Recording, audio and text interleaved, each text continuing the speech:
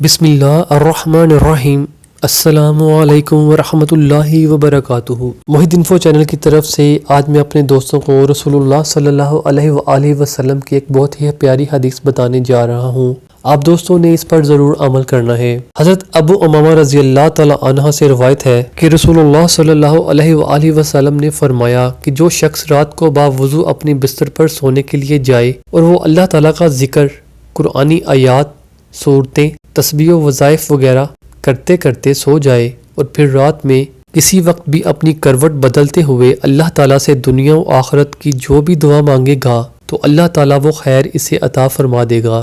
اس کے علاوہ بعض ایسی روایات بھی ہیں جن میں باوضو سونے کی قید نہیں ہے، بغیر وضو بھی تلاوت، ذکر، تسبیحات و وظائف وغیرہ پڑھتے ہوئے سو جائے اور رات آنکھ کھل جائے یا کروٹ بدلتے وقت جتنی مرتبہ جو دعا مانگی جائے گی وہ سب انشاءاللہ تعالی قبول ہوگی۔